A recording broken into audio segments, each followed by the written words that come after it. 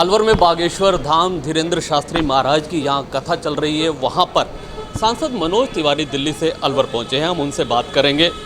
Sir, आप भी कथा में शामिल हुए, आपके गुरु भाई भी हैं, वो क्या कहना चाहेंगे ऐसे मौके पर? अब वो हमारे गुरु भाई तो हैं, लेकिन अब वो मेरे गुरुजी भी हैं जी। और वो अलवर आए। अलवर के लोगों ने इतनी बड़ी संख्या में उनका स्वागत किया है। कल कथा थी, आज दिव्य दरबार था और आज शाम को फिर से कथा होगी। मैं अलवर वासियों, राजस्थान वासियों के लिए प्रार्थना करता हूँ कि जैसे वो आए हैं वैसे ही यहाँ के लोगों पे हनुमान जी की कृपा बने, सबके मन में सनातन का भाव जगे और जो सनातन विरोधी हैं उनको उनकी मति जो खराब हुई है वो ठीक हो। अभी उनका भी यही संदेश है, वो हिंदू राष्ट्र की बात करते हैं, एक अलग जगा रहे हैं, एक जन जागरण अभियान चला रहे हैं। मनोज तिवारी कितना इत्तेफाक रखते हैं भारत को हिंदू राष्ट्र बनाने को लेकर? भारत हिंदू राष्ट्र ही है जी। उनकी अगर बातों को ध्यान से आप सुनेंगे जी, तो वो ये कह रहे हैं कि ये बिखरना नहीं चाहिए जी। उनका एक बहुत प्रसिद्ध डायलॉग है कि मस्तक पे तिलक और सड़कों पे सनातन का तूफान हो जी। ऐसा ही हमारा पूरा संसार, ऐसा ही भारत महान हो। तो कुछ लोग इसको समझ नहीं पा रहे हैं। ये जो हिंदुस्तान है ये हिंदू राष्ट्र ही है। हाँ, हम उससे जो लोग हमें चोट पहुंचाने की कोशिश करते हैं उनसे सजग रहना है। जो लोग कहते हैं हम सनातन को नष्ट कर देंगे, तो वैसे भी जो कह रहे हैं वो सत्ता में आने के बाद सनातन को चोट तो पहुंचाए हैं। सनातन के लोगों को खुल करके उनको अपनी पूजा पद्धति सब कुछ करने में बाधा पहुंचाना, ऐसे लोगों को जो सनातन विरोधी बयान देते हैं उनका महिमा मंडन करना, ये भी तो सनातन विरोध है। लेकिन इससे और जन जागरण हुआ है। इससे जो सोया हिंदू है ना, सनातनी है ना, वो और जगह है। और देखिए, इस सृष्टि को बचाने के लिए हिंदुत्व का भाव बहुत ज़रूरी है। हिंदुत्व का भाव क्या है? सबको एक समान लेके चलना। हिंदुत्व का भाव है वसुधैव कुटुम्बकम, अयम निजः परो व्यक्ति गणना लघु चेतसाम, उदार चरिता नाम तू वसुधैव कुटुम्बकम। ऐसा नहीं कि दूसरे का नाम चुरा लो, दूसरे का सामान चुरा लो, दूसरे का हक चुरा लो। तो उस तरह का नहीं होना चाहिए। इस देश में कई ऐसे लोग हैं जो नाम भी चुराते हैं, हक भी चुराते हैं। सीधा सीधा इशारा आप स्पष्ट कह सकते हैं। आप तो खुल के बोलने वाले हैं। नाम चुराने की जो बात आ रही है मैं समझ रहा हूँ। अगर मैं राजनीतिक रूप से गांधी पर कहीं ना कहीं कुछ कहना चाहिए। हाँ है, ये भी है। गांधी का नाम तो चुराया है जी।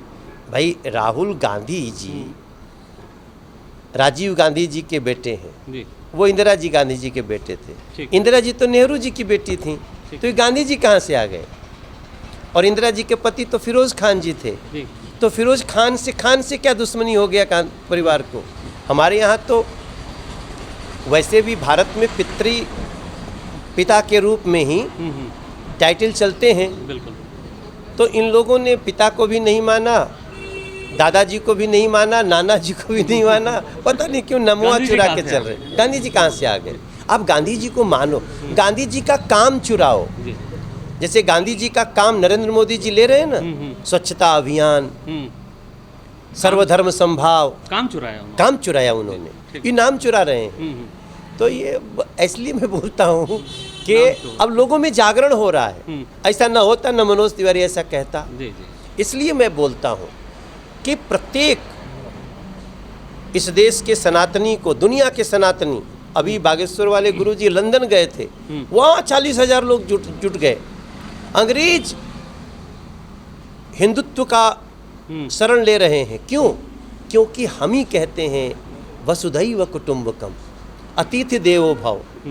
हम तो दरवाजे पे अगर हमारे, आप सोचिए कि डाकू भी आया, चोर भी आया, तो उसे माँ सीता ने उसको साधु समझ लिया। रावण आया ना, ये हमारे देश की परंपरा है। लेकिन अब रावणों को पहचानना है, अब डाकुओं को पहचानना है, चोरों को पहचानना है। चलिए, आप दिल्ली से आते हैं, हम दिल्ली की राजनीति पे आपसे चर्चा करना चाहेंगे, क्योंकि ईडी को लेकर के बहुत सारे कई बार विपक्ष जो है सवाल करता है। संजय सिंह के बाद अब ये आंच कहाँ तक जाने वाली है, क्या आगे बढ़ने वाला है मामला? अब अरविंद केजरीवाल भी जाएंगे। देखिए, चोर, डाकू, लुटेरे, ये कुछ देर तक अपने वेश बदल के रह सकते हैं। जी। अगर मनोज तिवारी भी ऐसा करेगा ना तो उसको भी एक दिन जाना पड़ेगा। और अरविंद केजरीवाल जी जो हैं उन्होंने तो भ्रष्टाचार, चोरी, लुटेरेपन का इंतहा कर दिया। उन्होंने एक रिकॉर्ड बनाया है, अभी शायद हो सकता है वो गिनीज बुक ऑफ रिकॉर्ड में शामिल हो जाए, कि किसी पार्टी के अस्तित्व में आने के सबसे कम समय में सबसे ज़्यादा भ्रष्टाचार किसने किया, तो आम आदमी पार्टी। और आप देखिए, इसमें बीजेपी को दोष मत दीजिएगा। बीजेपी हम राजनीतिक पार्टी हैं, हम चोरी हो रही है, कहते चोरी हो रही है, चोरी हो रही है, गलत हो रहा है तो उसको पकड़ा जाएगा, जांच होगी, तो जांच के बाद कहेगा नहीं वैसे भी झूठे चिल्ला रहे थे, ऐसा कुछ है नहीं। और वो एजेंसी क्या है? जांच एजेंसी। वो लेके कहाँ जाती है अपराधी को? कोर्ट में। अब कोर्ट आपको बेल न दे तो इसमें बीजेपी कहाँ दोषी? तो बीजेपी तो अच्छा ना काम नहीं, कहा तो ये जाता है कि मोदी जी इस्तेमाल करते हैं ईडी का, इनकम टैक्स का, और इन सब चीज़ों के आरोप तो लगते हैं। ईडी आज से तो है नहीं, ईडी तो आज के 55 साल पहले बन चुकी है। सीबीआई, ईडी ये सब बनी हुई हैं। तो ईडी थोड़ा बाद में बनी है, लेकिन ईडी नरेंद्र मोदी जी ने नहीं बनाया है, ये भी उन्हीं के शासन के देन है। हम आज ईडी का सही उपयोग कर रहे हैं, वो लोग ईडी का दुरुपयोग करते थे। और सबसे बड़ी बात आप देखिए, इस देश में आधी रात को अपराधियों के लिए कोर्ट खुल जाता है। हम नहीं चाहते हैं कि खुले, हम नहीं चाहते हैं कि अपराधियों के लिए, आतंकवादियों के लिए, जो सीधा सीधा जिसने खून बहाए हों, उनके लिए आधी रात को कोर्ट खुले। लेकिन तो भी कोर्ट खुलती है, तो भले खुल जाती है, मैं नहीं चाहता, लेकिन मैं कहता हूँ चलो जी, यही लोकतंत्र है कि कसाब को भी सजा देने के लिए आधी रात में खोल दिया। लेकिन खुलवाया किसने? खुलवाया कांग्रेस के लोगों ने। उन्होंने कभी आज तक गरीबों के लिए नहीं खुलवाया। जिनके घरों में शौचालय नहीं था उसके लिए कभी नहीं गए कोर्ट। जिन बहनों को 40,000 रुपया में कनेक्शन मिलता था गैस का, भाई साहब, जुगल भाई साहब, आपका तो नाम जुगल गांधी अभी बात कर रहा था। गांधी। अच्छा है, आप जुगल गांधी हैं। जी, जुगल गांधी। मेरा मानना है, देखिए अरविंद केजरीवाल जैसे लोग, इन लोगों ने वही काम किया जो कभी बाबा खड़क सिंह का घोड़ा अंगुलीमाल डाकू ने चुराया था, अपाहिज का रूप पकड़ लिया था। अब आज के बाद कोई कहेगा मैं कट्टर ईमानदार हूँ ना, तो लोग समझेंगे ये पूरा कट्टर है, ये काटने वाला है समाज के खजाने को। दिल्ली में इन लोगों ने जो पाप किया है उसमें इनका एक मंत्री 15 महीने से जेल में है। बेल क्यों नहीं मिली? मनीष सिसोदिया जो उनके मंत्री थे, जिनको कहते, उनका तुलना जानते किससे करते थे? शहीद आजम भगत सिंह से। और कोर्ट बेल नहीं दे रही। अब ये संजय सिंह जैसे जितना चिल्ला रहे हैं, आप देखिएगा, ये जब जा रहे थे ना तो ये विक्टिम कार्ड खेलते हैं। आपने देखा होगा जुगल जी, जाने के देख लीजिए, जेल जा रहे हैं ना तो माँ के सामने गए हैं, माँ के पाँव छुए हैं, लेकिन माँ ने आशीर्वाद नहीं दिया, माँ खाली देख रही है उसको। आप माँ हतप्रभ है, या शायद माँ जानती है उनका कि ऐसा गलत काम ये कर सकते हैं। लेकिन जो माताएं बहनें दिल्ली की, जब गली गली शराब की दुकान खुल रही थी तो माताएं रो रही थीं। गली पे पहली बार जो पॉलिटिकली कभी आई नहीं, वो भी सड़क पे आके कहीं, मंदिर के सामने शराब की दुकान मत खोलो, मस्जिद के सामने, गिरजाघर, गुरुद्वारा के सामने। उस माँ का दर्द तो ये लोग नहीं समझे थे, तो माँ की हाय तो लगेगी। इन लोगों को भी बहुत सज़ा मिलेगी। मैं देखिए कलाकार भी हूँ, मुझसे बहुत गलत बोला नहीं जाता। हमारी पार्टी भी गलती अगर कभी छोटा मोटा कोई आदमी करता है ना तो मैं बोलता हूँ इसको सज़ा देना चाहिए, और सज़ा मिलती भी है। लेकिन ये लोगों ने, इन्होंने दिल्ली का विश्वास तोड़ा है। बहुत विश्वास था दिल्ली का, सोचे न कांग्रेस न बीजेपी, आम आदमी पार्टी आई है। आज चुनाव हो जाएगा तो अब धीरे धीरे वो विश्वास, समय लगा है टूटने में, लेकिन अब वो विश्वास टूट चुका है।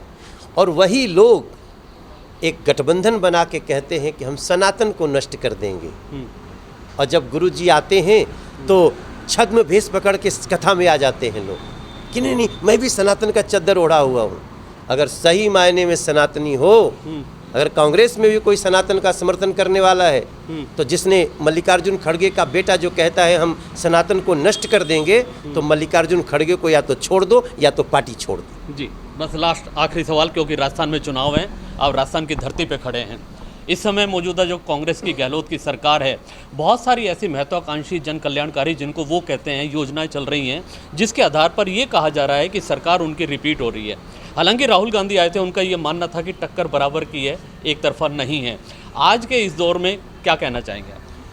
आज देखिए, जब 5 साल पहले बीजेपी ने शासन करके जिस समय हम नहीं जीत पाए थे, उसके बाद से राजस्थान में परिवर्तन क्या हुआ? राजस्थान बलात्कार में नंबर 1 है जी। राजस्थान भ्रष्टाचार में नंबर 1 है।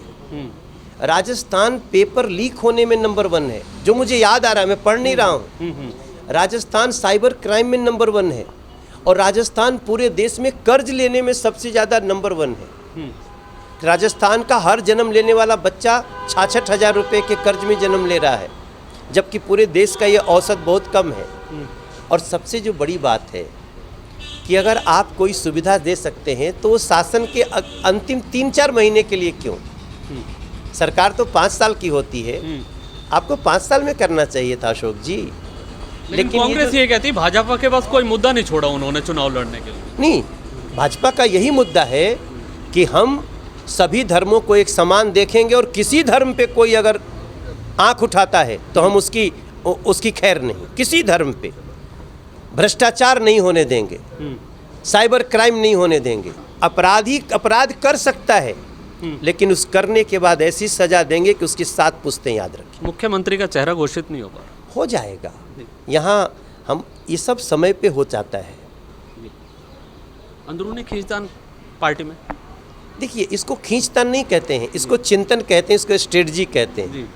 बीजेपी भी स्ट्रेटजी बना रही है और जल्दी ही आ जाएगा। चलिए, आपके अंदाज में दर्शक बहुत सारे होते हैं, आपके चाहते भी बहुत होते हैं, फैन भी बहुत हैं। कुछ 2 लाइनें आपके अंदाज में जो मनोज तिवारी की एक अलग पहचान है, जिससे नहीं, थोड़ा माहौल को बदलने के लिए मैं कर रहा हूँ। नहीं, हम तो सिर्फ इतना ही कहेंगे कि देखिए, मेरा मन दुखी इस बात से है कि कांग्रेस सहित जो इन लोगों ने एक इंडी अलायंस बनाया है, जिसको कहने के लिए इंडिया कहते हैं, वैसे वो इंडी अलायंस है, उनके लिए कहता हूँ कि सनातन धर्म नष्ट करने का जो आपने सोचा है ना, तो सनातन रहा है, सनातन रहेगा। सनातन रहा है, सनातन रहेगा। राजस्थान भी उसके संग ही चलेगा। राजस्थान भी सत्य के संग ही चलेगा। तो मेरा यही कहना है, बाकी सभी समझदार हैं। जय सिया राम। आज है उनका एक जो आखिरी शब्द लोगों ने सुने, हमने सुने, उनका साफ तौर पर कहना है कि जो सनातन को ख़त्म करने की बात करते हैं, उनके लिए सीधा संदेश दिया है, सनातन है, सनातन रहेगा, और राजस्थान भी साथ रहेगा। कैमरामैन दिलीप के साथ जुगल गांधी, अलवर।